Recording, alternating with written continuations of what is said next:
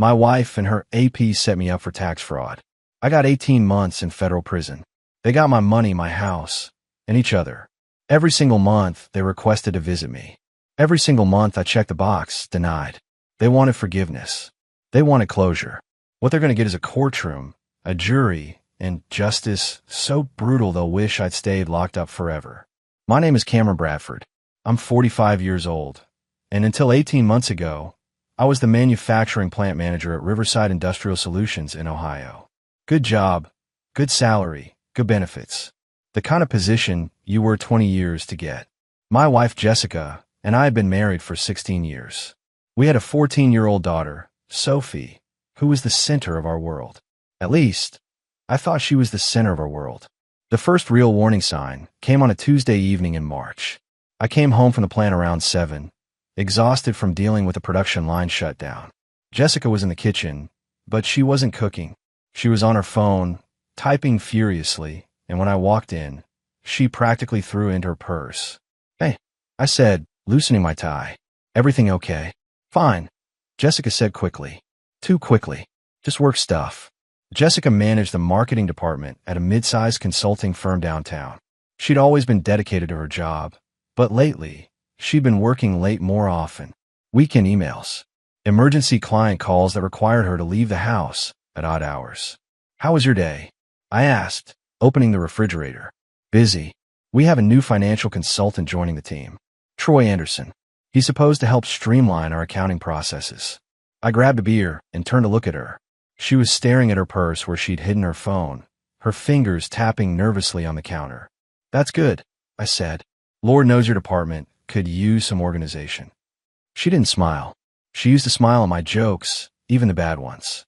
Over the next few weeks, Troy Anderson's name came up more and more. Troy suggested this. Troy implemented that. Troy was revolutionizing their entire financial structure. I should have asked more questions. I should have paid attention to the way Jessica's eyes lit up when she talked about him. But I was busy. The plant was going through a major efficiency overhaul, and I was working 60-hour weeks trying to keep production numbers up while implementing new systems. I trusted my wife. I trusted our marriage. That was my first mistake. The second mistake was not checking our financial documents more carefully. Jessica had always handled our personal taxes. She was better with numbers than I was, or so I thought. She'd sit at the dining room table with her laptop and a stack of papers, organizing everything, filing electronically. I'd sign where she told me to sign. "We're getting a nice refund this year," she'd say, and I'd nod, grateful we had money coming back instead of owing. I never looked at the actual returns, never questioned the deductions, never wondered why certain business expenses were being claimed under my name when I didn't run a business. That was my second mistake.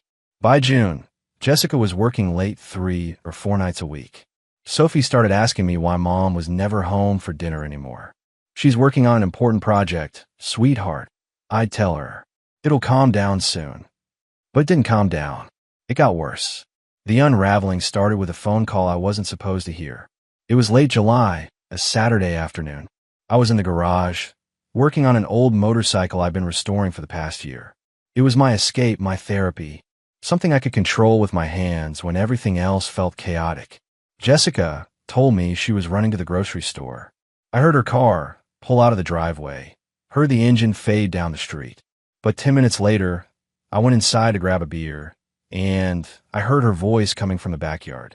I walked to the kitchen window and saw her standing by the fence, phone pressed to her ear, speaking in a low, urgent voice. "I can't keep doing this," Jessica was saying. "He's going to find out eventually." I froze, bottle halfway to my lips. "No, Troy, listen to me," she continued. "The last transfer was too large. If he checks the business account statements, he'll see the withdrawals." My chest tightened. I set the beer down slowly, carefully, trying not to make noise. "I know we need to move faster," Jessica said, "but we have to be smart about this. If Cameron gets suspicious before everything's in place, the whole plan falls apart." "The whole plan? What plan?" "The IRS won't start looking for another 2 months at least," she continued. "By then, everything will be locked down. He'll take the fall, and we'll be clear." I stopped breathing. "I have to go," Jessica said suddenly. "I'll see you Monday. We can finalize the Cayman accounts then." She ended the call and stood there for a moment, staring at her phone. Then she turned and walked back toward the house. I moved fast, heading back to the garage before she could see me. My hand was shaking. My mind was racing. Cayman accounts. IRS. He'll take the fall. What the hell had I signed? I waited until Jessica left again, this time genuinely going to the store. The moment her car disappeared, I went straight to our home office. My wife kept everything organized in a filing cabinet by her desk. Tax documents, financial records, bank statements. I started pulling files. What I found made my blood run cold. There were documents I'd never seen before. Articles of incorporation for a consulting company called Bradford Solutions, LLC. Registered in Delaware. Registered under my name and social security number. The business address was a P.O. box I didn't recognize. I kept digging. Bank statements for accounts I didn't know existed. Transactions showing hundreds of thousands of dollars moving through this company. Payments from clients I'd never heard of. Invoices for services I'd never provided. And tax returns. Federal returns filed under my name, claiming massive business deductions. Home office expenses for a business I didn't run. Equipment purchases I'd never made. Employee salaries for people who didn't exist. All of it fraudulent. All of it under my name. I found emails printed out and tucked in the back of a folder. Correspondence between Jessica and Troy Anderson. Planning sessions. Strategy discussions. They'd been setting this up for months. The scheme was elegant in its cruelty. They'd created a shell company under my name, run fake revenue through it, claimed huge deductions, and pocketed the difference.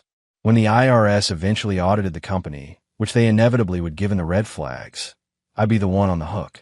My name, my social security number, my signature on every document. Jessica and Troy would walk away clean. I'd go to prison.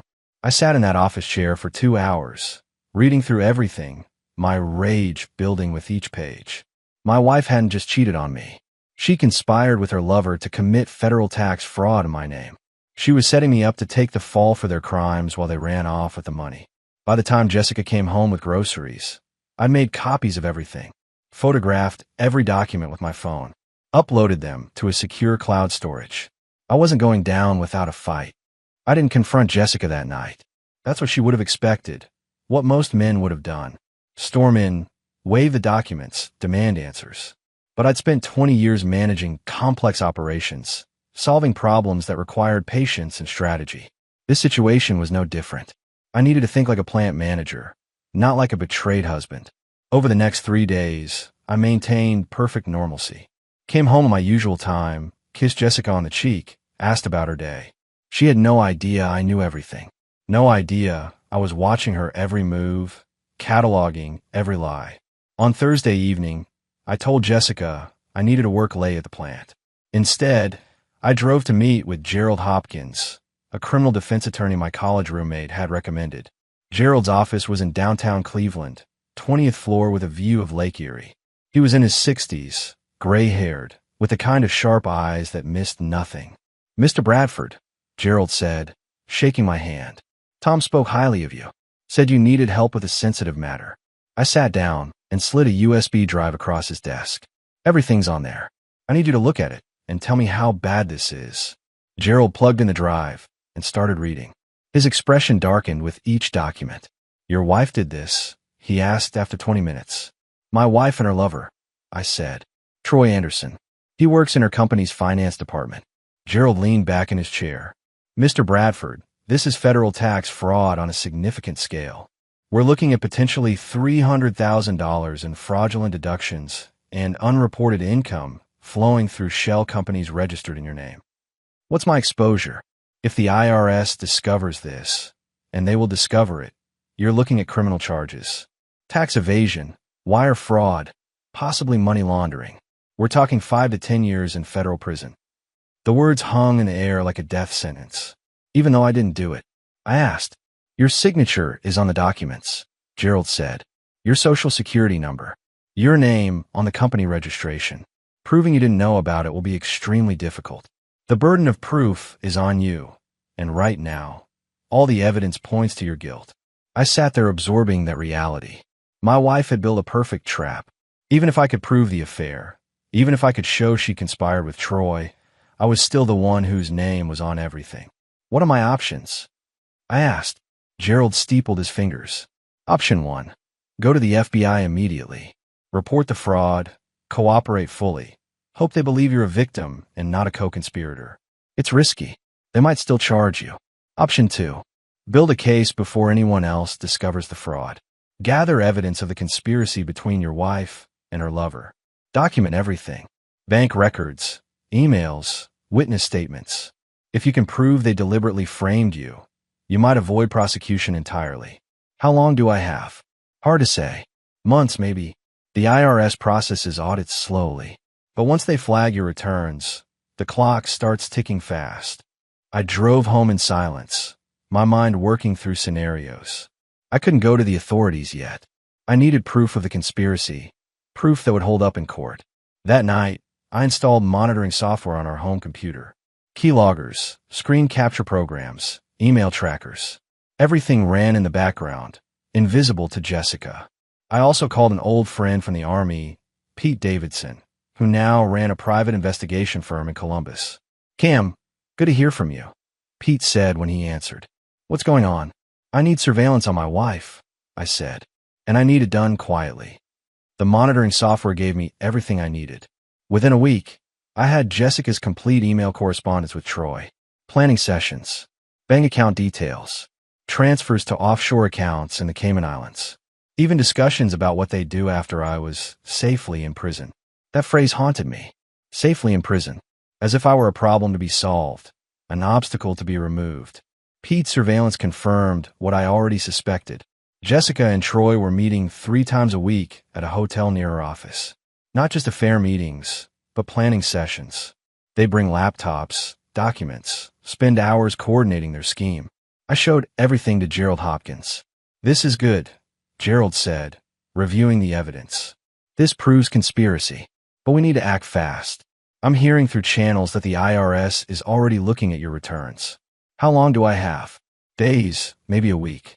I made my decision that night. I went to the FBI field office in Cleveland the next morning, walked in with Gerald at my side, and requested to speak to an agent about federal tax fraud. The agent who interviewed us was named Sarah Reeves. Mid-40s, professional, skeptical. I laid out everything. The shell company, the fake deductions, Jessica and Troy's affair, the offshore accounts. I showed her the emails, the surveillance photos, the bank records. Why didn't you come to us sooner? Agent Reeves asked. Because I needed proof I was a victim, not a perpetrator, I said. I needed evidence of the conspiracy. She studied me for a long moment. Mr. Bradford, even with this evidence, you're not out of the woods. Your name is on those documents. You'll likely still face charges. I understand, I said, but I'm here cooperating. That has to count for something. It didn't count for enough. 2 weeks later, federal agents arrested me at the plant. They came during the morning shift change, right in front of my employees. Handcuffs, Miranda rights, the whole show. Jessica acted shocked when they arrested her at her office an hour later. Troy tried to run, made it as far as the airport before they picked him up. We all ended up in federal court on the same day. The judge read the charges: conspiracy to commit tax fraud, wire fraud, money laundering. My attorney argued for my cooperation, for the evidence I provided showing I was a victim. The prosecutor argued I was equally culpable, that I should have noticed what was happening in my own financial affairs. The judge gave me 18 months in federal prison. Jessica got 36 months. Troy got 42, but I was still going to prison.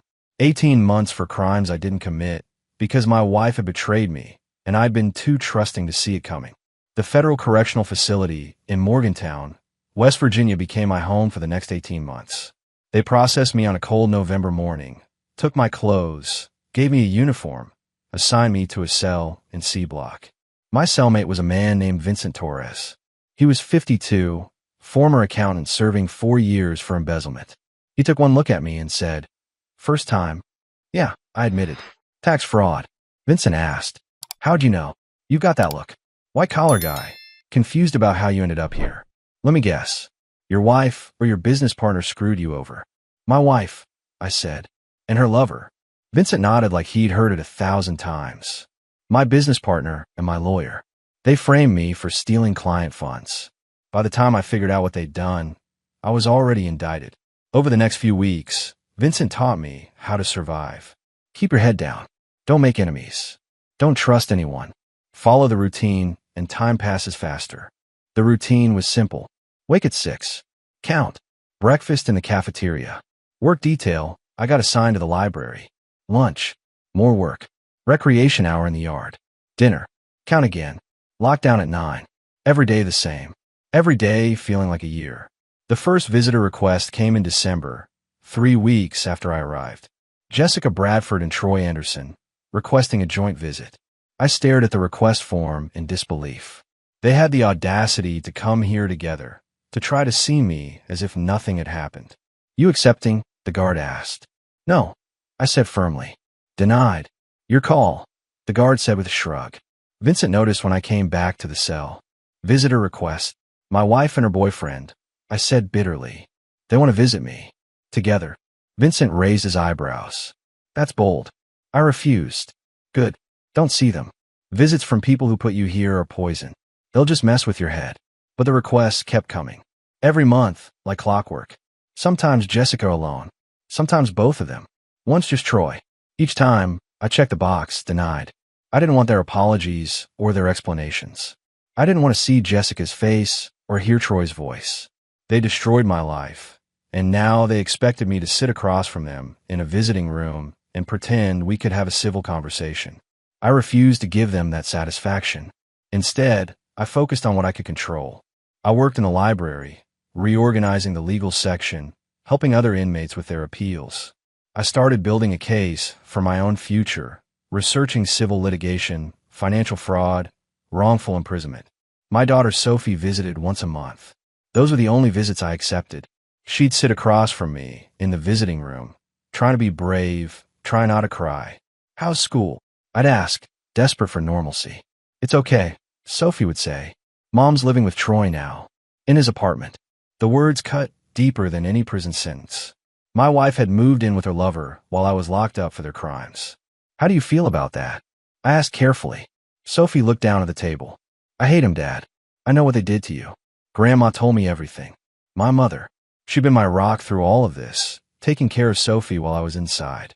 Don't hate them, I told Sophie, even though I didn't believe my own words. That'll just eat you up inside. They deserve to be hated, Sophie said quietly. She was right, but I didn't want my daughter consumed by the same anger that kept me awake at night. 6 months into my sentence, my attorney Gerald Hopkins came to visit with news. Cameron, I've been working on your civil case, Gerald said. We're filing suit against Jessica and Troy for fraud, conspiracy, and intentional infliction of emotional distress. What are the chances? I asked. Good. Very good. The criminal conviction of Jessica and Troy helps our case significantly. We can prove they conspired to defraud you, that they deliberately framed you for their crimes. We're seeking full recovery of the stolen funds, plus punitive damages. How much? We're asking for $1.2 million, Gerald said. The stolen money, your legal fees, lost wages, emotional distress, and punitive damages. I'll let that sink in. They don't have that kind of money. Troy might. He came from a wealthy family. And if we win, we can seize assets, garnish wages for years. The point isn't just money, Cameron. It's justice. It's making sure they pay for what they did. After Gerald left, I sat in my cell thinking about the future. 12 more months of prison. Then freedom. Then the real fight would begin. Vincent noticed my mood shift. Good news, he asked. My lawyer's filing a civil suit, I said, going after everyone who put me here. Vincent smiled grimly. Good. Make them bleed. That's the only justice we get in situations like this. The visitor requests continued every month without fail. Jessica and Troy seemed determined to see me, as if their persistence would eventually wear me down. It never did. Month 7. Jessica Bradford, solo visit request. Denied. Month 8. Troy Anderson, solo visit request. Denied. Month 9. Both together again. Denied. Each denial felt like a small victory. Each refusal was me telling them they didn't get to control this narrative anymore. They'd controlled everything else, my finances, my freedom, my reputation. But they couldn't force me to see them. That was my choice, and I chose no. The guards started to recognize the pattern. Your wife again, one of them said in month 10. handing me the request form. You really never see her? Never. I confirmed, checking the denial box. Must have done something pretty bad, the guard observed. She did, I said.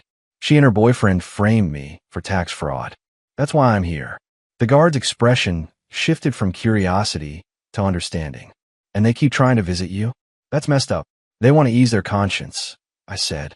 Make themselves feel better about what they did. I'm not interested in helping them sleep at night. Word spread through the facility about my situation.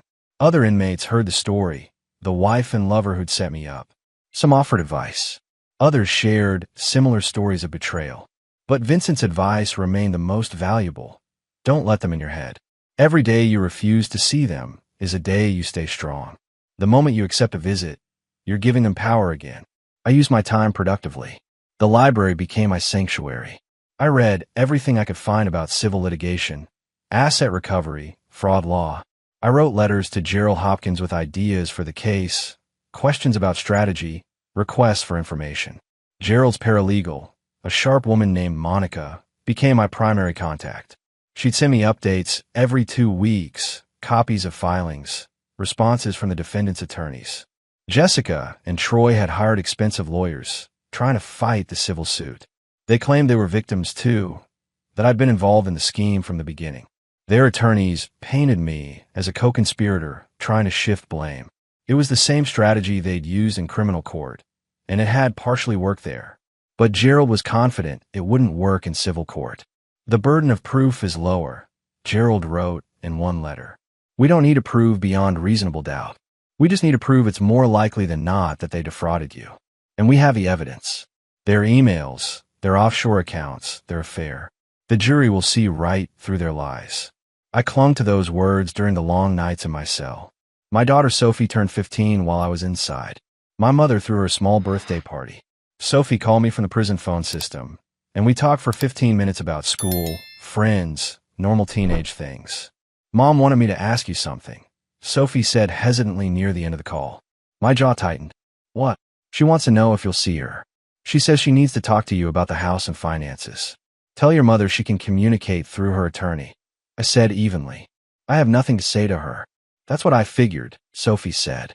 I told her you wouldn't want to see her, but she made me ask. Sophie, you don't have to be her messenger, I said gently. That's not your job. I know. I just wanted you to know she's still asking. After we hung up, I sat in the common area thinking about Jessica's request. She wanted to talk about the house and finances. Translation. She wanted to negotiate asset division before the civil suit destroyed her financially. She was worried. Good. She should be worried. Month 12 brought another visitor request. This time, it was from someone unexpected.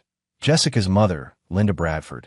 I almost denied it on instinct, but something made me pause. Linda had always been kind to me.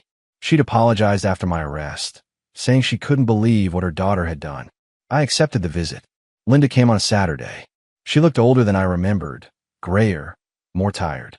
She sat across from me in the visiting room with tears in her eyes. Cameron, I'm so sorry, Linda said immediately. I'm so sorry for what Jessica did to you. It's not your fault, I said. I raised her, Linda said. I should have seen the signs. Should have known she was capable of something like this. We talked for an hour. Linda told me about Sophie, about how my daughter was struggling with anger toward her mother, about how Jessica was living with Troy despite being sentenced to 3 years in prison herself. She'd gotten early release to a halfway house after serving 14 months. She's trying to play the victim, Linda said, telling everyone you were involved that she was just following her lead. It makes me sick. The truth will come out, I said. In civil court. I hope so, Linda said. You deserve justice, Cameron. Real justice. As she left, Linda squeezed my hand. 6 more months. Then you can rebuild your life. 6 more months. Then Freedom Day. Then Payback Day. 3 months before my release, Gerald Hopkins visited with a man I'd never met. His name was Robert Flynn, a private investigator Gerald had hired to dig deeper into Jessica and Troy's activities. Cameron, Robert's been conducting surveillance for the past 4 months, Gerald said. What he's found is going to strengthen our case significantly. Robert opened a folder thick with photographs and documents. Mr. Bradford, your wife and Troy Anderson have been living quite comfortably while you've been in here. Let me show you what I've documented. The first photo showed Jessica and Troy entering an expensive restaurant in downtown Cleveland. The timestamp read 3 weeks ago. "This is Marcello's," Robert said. "Entrees start at $80. They've been there 7 times in the past 2 months. Always paying cash." More photos. Jessica and Troy at a car dealership, standing beside a new BMW. "Troy purchased this vehicle 4 weeks ago," Robert explained. "Paid $48,000 in cash." The dealership reported the transaction to the IRS, as required for cash purchases over $10,000. Gerald leaned forward. "Where's that cash coming from, Cameron?" "Troy's salary at the consulting firm is $75,000 a year. Jessica makes $60,000. They shouldn't have that kind of liquid cash." "The offshore accounts," I said. "Exactly," Robert confirmed. "I've been working with a forensic accountant. We've traced additional transfers from the Cayman accounts to a bank in Delaware. Small withdrawals, under $10,000 each, to avoid reporting requirements. But over 6 months, they've pulled out nearly $200,000. My hands clenched into fists. While I sat in a federal prison cell, they were living it up on the money they'd stolen using my name. "There's more," Robert said, pulling out another set of documents. "Troy's been making regular payments to someone. $5,000 a month, cash, delivered to an address in Akron." "Who?" I asked. "His name is Dennis Miller. He's the accountant who helped create the shell companies and file the fraudulent tax returns. Troy's paying him to keep quiet. Can we use this?" I asked Gerald. "Absolutely," Gerald said. "This shows ongoing criminal activity. It demonstrates that Troy knows exactly what he did and is actively covering it up. We can present this to the civil court and potentially refer it to federal prosecutors for additional charges." Robert continued presenting evidence. Photos of Jessica and Troy meeting with a real estate agent, looking at properties in Florida. "They're planning to relocate," Robert said. "Probably trying to get away from the civil suit and the scrutiny. Florida has strong asset protection laws. They're trying to shield their money." "Can they do that?" I asked. "Not if we act fast," Gerald said. "We're filing an emergency motion to freeze their assets. We'll argue they're attempting to hide money and flee the jurisdiction. The judge should grant it." After they left, I sat in my cell processing everything. Jessica and Troy weren't just living off stolen money. They were actively trying to hide more of it, paying off accomplices, planning their escape to another state. Vincent noticed my mood that evening. "Your lawyer brought news?" he asked. "Evidence," I said. "Photos, financial records, proof they're still stealing and hiding money." "Good," Vincent said. "The more evidence, the stronger your case. When you get out, you're going to destroy them." "That's the plan," I confirmed. That night, I couldn't sleep.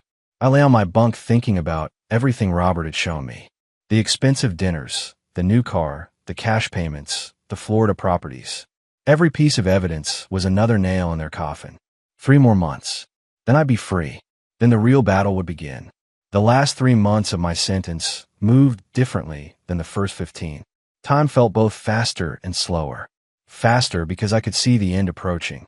Slower because I was impatient to begin the next phase. Gerald's emergency motion to freeze Jessica and Troy's assets was granted. The judge agreed they were attempting to hide money and flee the jurisdiction. Their bank accounts were frozen. The BMW was seized. The Florida real estate deal fell through when they couldn't access funds. According to Gerald's updates, Jessica and Troy were panicking. "Their attorneys are pushing hard for settlement now," Gerald wrote. "They've offered $500,000. They know they're going to lose a trial." I wrote back immediately. "No settlement. I want them in court." Gerald's response came 2 days later. "Understood. Trial is scheduled for 2 months after your release. We'll have time to prepare." Sophie's visits became more frequent in those final months. She came every 2 weeks now, and each time she looked more mature, more confident. "I'm going to testify," Sophie told me during one visit. "At the civil trial. Gerald's lawyer said I can testify about what Mom and Troy did, how they talked about you, how they spent money while you were in here." "Sophie, you don't have to do that," I said carefully. "Testifying against your mother in court, that's a heavy burden." "I want to," Sophie insisted. "She deserves it. What she did to you, to us, to our family. Someone needs to tell the truth about her." My daughter's strength amazed me. At 15, she was braver than most adults I'd known. Grandma's been helping me practice, Sophie continued. She says I need to be clear and direct. Don't get emotional. Just tell what I saw and heard. My mother. I owed her everything. She'd taken care of Sophie, managed my legal affairs, kept our family together while I was locked up. The final visitor request from Jessica and Troy came in my last month. Request for joint visit, marked urgent family matter. I denied it without hesitation. 2 weeks before my release, Vincent was transferred to a lower security facility. We shook hands the morning he left. Stay strong out there, Vincent said. Don't let them see you sweat in that courtroom. You got the evidence. You got the truth. That's all you need. Thanks for everything, I said. You kept me sane in here. We kept each other sane, Vincent corrected. Good luck, Cameron. Make them pay. My last week inside, I barely slept. I spent hours in the library, reviewing case law, preparing mental arguments, thinking through every possible scenario. The morning of my release, I woke before the alarm, packed my few belongings, changed into civilian clothes that felt strange after 18 months in prison uniform. The processing took 2 hours. Paperwork, final medical check, release of personal effects. Everything moved in slow motion until finally, a guard opened the last door and said, "You're free to go, Mr. Bradford." I walked out into the parking lot. May sunshine, warm and bright. Fresh air that didn't smell like industrial cleaning products in desperation. My mother was waiting by her car. Sophie stood beside her. The moment I saw them, something inside me broke open. Sophie ran to me, and I caught her in a hug that felt like coming home. "Dad," she whispered, "you're really out." "I'm really out," I confirmed. My mother hugged me next, tears streaming down her face. "Welcome back, Cameron. We've got work to do." She was right. The civil trial started in 8 weeks. I had 2 months to rebuild my life and prepare to face Jessica and Troy in court. As we drove away from the prison, I looked back once. 18 months of my life gone, stolen by people I trusted. But I wasn't broken. I was angry, focused, and ready for war. Freedom Day had arrived. Now it was time for payback day. The 8 weeks between my release and the civil trial passed in a blur of preparation. Gerald Hopkins and his legal team worked tirelessly, building our case piece by piece. We met in Gerald's office 3 times a week. The conference room walls were covered with evidence boards, timelines, financial documents. Everything Jessica and Troy had done, laid out in damning detail. "Cameron, we need to prepare you for cross-examination," Gerald said during one session. "Jessica's attorney is going to come at you hard. They'll argue you should have noticed what was happening in your own financial affairs." "I trusted my wife," I said. "That's your answer," Gerald confirmed. "You trusted your spouse of 16 years. That's not negligence. That's normal human behavior." Monica, Gerald's paralegal, had prepared a presentation for the jury. Photos of Jessica and Troy at expensive restaurants. Bank statements showing the offshore accounts. Emails planning the scheme. The BMW purchase. The payments to Dennis Miller. "The jury needs to see who these people really are," Monica explained. "Not victims. Not people who made mistakes. Calculated criminals who framed an innocent man."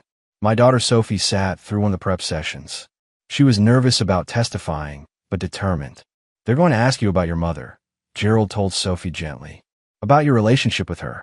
About what you saw and heard. Just tell the truth. Don't embellish. Don't get emotional if you can help it." "What if I cry?" Sophie asked. "Then you cry," Gerald said. "You're a 15-year-old girl testifying against her mother. The jury will understand." I spent hours with Robert Flynn, the private investigator, going through his surveillance reports. Every detail mattered. Every photograph told part of the story. "The BMW is key," Robert explained. $48,000 in cash, right after they withdrew money from the Cayman accounts. The timing is too perfect to be coincidence. A week before trial, Gerald received a final settlement offer from Jessica and Troy's attorneys.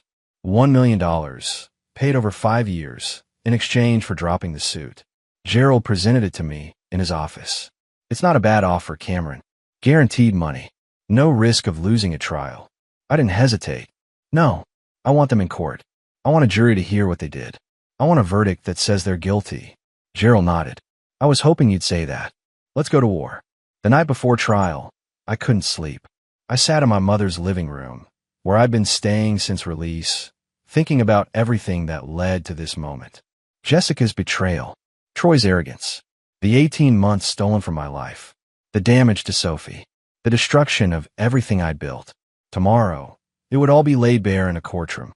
My mother found me at 2 in the morning, sitting in the dark. "Can't sleep?" she asked, sitting beside me. "Nervous," I admitted. "What if we lose? What if the jury doesn't believe me?" "Cameron, you have the truth on your side," my mother said firmly. "You have evidence. You have witnesses. You have a daughter willing to testify against her own mother because she knows what's right. You're going to win." I wanted to believe her. I needed to believe her. The morning of the trial, I dressed in the suit Gerald had helped me pick out. Conservative, professional. The image of a man who'd been wronged, not a criminal. Sophie wore a simple dress. My mother, a dignified pantsuit. We looked like what we were, a family seeking justice. Gerald met us at the courthouse steps. "Ready?" he asked. "Ready," I confirmed. Inside, the courtroom was packed. Media in the gallery, curious onlookers, supporters. And on the other side of the aisle, Jessica and Troy with their legal team. I looked at Jessica for the first time in 18 months. She looked smaller than I remembered. Scared. Good. Troy wouldn't meet my eyes. Coward. The judge entered. All rise. The Superior Court of Cuyahoga County is now in session, the Honorable Margaret Reynolds presiding. Judge Reynolds was in her 60s, with sharp eyes and a no-nonsense demeanor. She looked at both sides of the courtroom. "We're here today for Bradford versus Bradford and Anderson," Judge Reynolds said. "Counsel, are you ready to proceed?" Gerald stood. "Ready, Your Honor." Jessica's attorney stood. "Ready, Your Honor." "Then let's begin," the judge said. "Mr. Hopkins, your opening statement." Gerald approached the jury. 12 people who would decide my future. He spoke clearly, passionately, laying out the case with precision. "Ladies and gentlemen, this is a case about betrayal. About a wife and her lover who conspired to destroy an innocent man. Cameron Bradford trusted his wife. He trusted her with his finances, with his future, with his life. And she used that trust to frame him for federal crimes he didn't commit. I watched the jury as Gerald spoke. Some nodded. Some took notes. All listened intently. This was it. The moment everything changed. The trial lasted 6 days. 6 days of testimony, evidence, cross-examination. 6 days of reliving the betrayal, the fraud, the destruction of my life. Gerald called witnesses in strategic order. First, the forensic accountant who'd traced the money through shell companies to offshore accounts. Her testimony was dry but devastating. Numbers don't lie. The funds were systematically transferred from Bradford Solutions LLC to accounts in the Cayman Islands, she testified. Mr. Bradford's signature appears on the company registration, but the IP addresses used to access these accounts trace to Jessica Bradford and Troy Anderson's devices, not Mr. Bradford's. Next came Robert Flynn, the private investigator.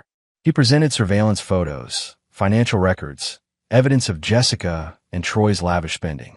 While Mr. Bradford was incarcerated, the defendants withdrew over $200,000 from offshore accounts, Robert testified.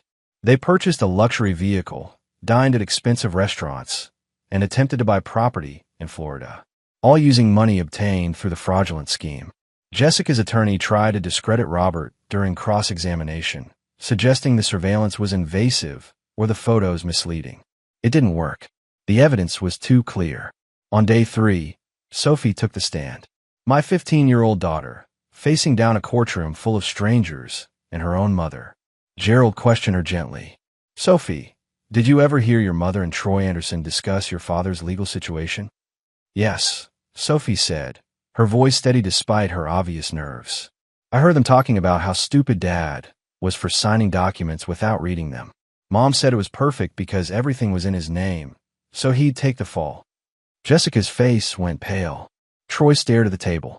"When was this?" Gerald asked.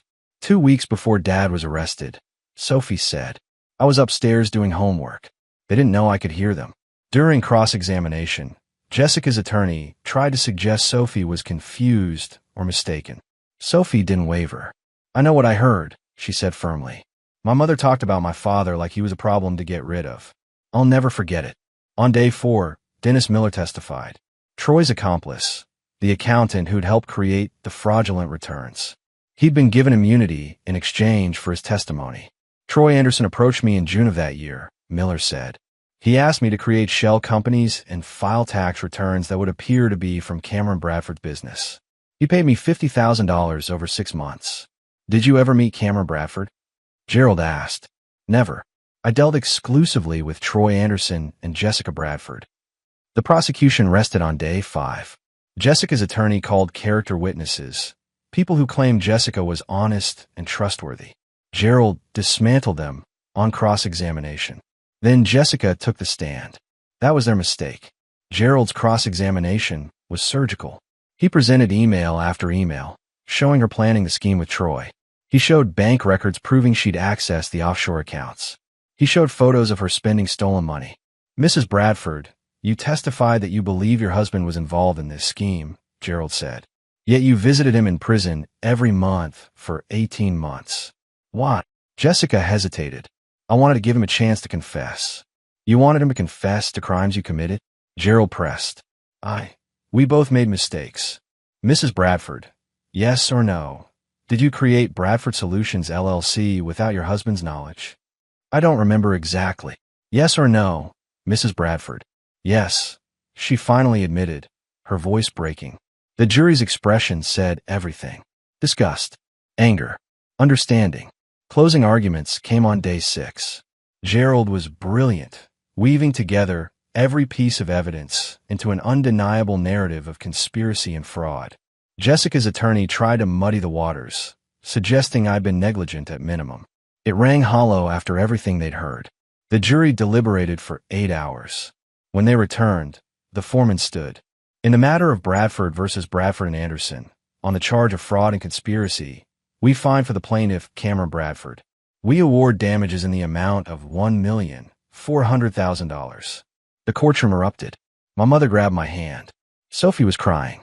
Gerald shook my shoulder. Jessica collapsed in her chair. Troy put his head in his hands. Judge Reynolds banged her gavel. Order.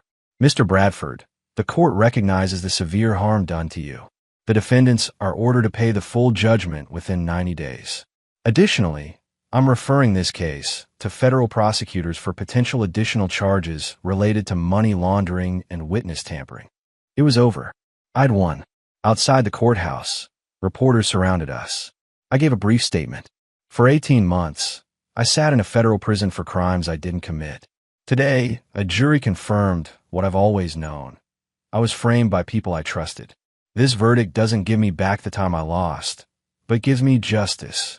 For months later, I stood in my new apartment in Columbus, watching Sophie arrange books on a shelf. She'd chosen to live with me full-time. Jessica had visitation rights, but Sophie rarely used them. The judgment money had come through.